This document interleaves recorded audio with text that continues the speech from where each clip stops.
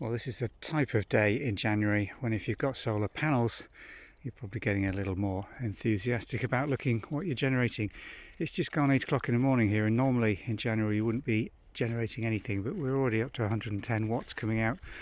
Our panels are going to be in complete shade still at this time. We will show you them when we get back to the farm, but we've got that block of trees that you can just see if the church spire in the distance quite close to us. And they put us in shade usually until about 9:30, 10 o'clock at the current arc of the sun. But today could be a good generation day. We'll see what we're generating throughout the course of the day. We've been averaging around 30 kilowatt hours on some good days. When it's dank and rainy, we're down to 9 to 11. But today we could break the January record so far of 45 kilowatt hours generated. And we're hopeful we may get some power into some of the appliances on the farm. And I'm certainly looking at charging the Tesla as well, so I'll be bringing that around and plugging it in to trickle charge it throughout the hours of daylight when we're generating some power on the farm. Well, it's 8:30 in the morning now, about 20 minutes after we first shot that sunset for you. We've made our way back to the farm, and this is the same sunset. You can see the aspect that we've got here with the trees.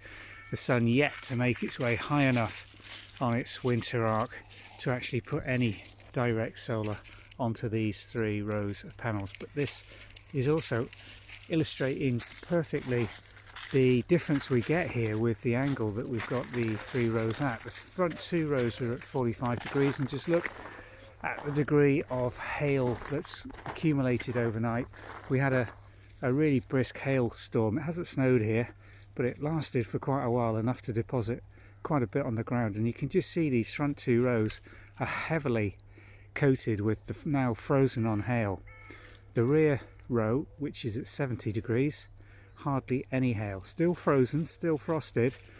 It's going to take a lot longer, I think, for the front 2 rows to start generating any power than it is on the rear ones. So an interesting thing they don't talk about when you're putting solars in, the effects of frost and snow and the variance you get with the different angle of the panels. So we'll see. At the moment we're producing just over 1 kilowatt here, even in this diffuse sun, and hopefully by about 9:30 it's got high enough to just start coming over those trees, and we should see a real sudden and marked up swing in the amount of power we're generating. Well, sun's almost up and hitting our solar panels now. We're producing about 1.5 kilowatt hours. Time to bring the Tesla around and start charging her up. The beauty of these things is you can defrost them from the comfort of your armchair.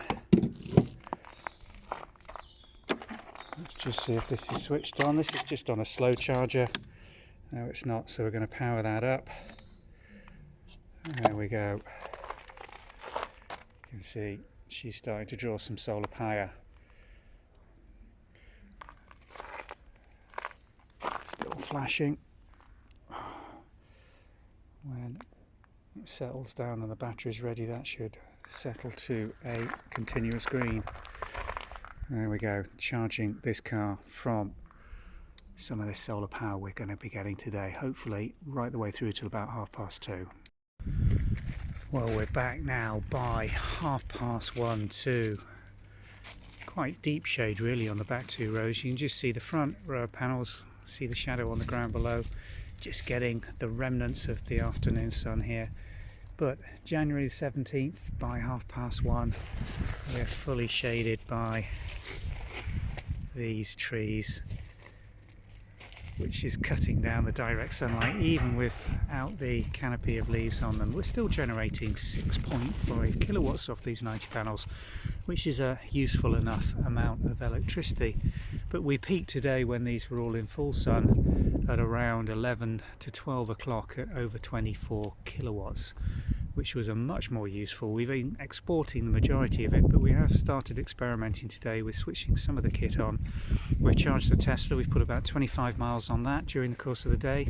That's still trickle charging at the moment because it doesn't use much.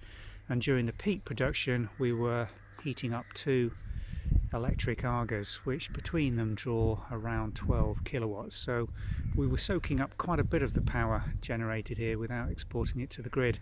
And at the moment, as you know, I've said repeatedly, we've not secured an export contract yet. Nobody's looking at that in the UK market currently. Can't get a three-phase export meter fitted by anybody. I'm in limbo waiting for Bulb to be taken over properly by Octopus Energy before we can do anything. So at the moment we've got to find really imaginative ways to try and use what electricity is being produced and when it's being produced. No battery storage on site either, so we're stuck between a rock and a hard place, basically looking at getting one, an export contract, and two, some battery storage in so we can start utilising this electricity much more efficiently and economically. Thanks for watching.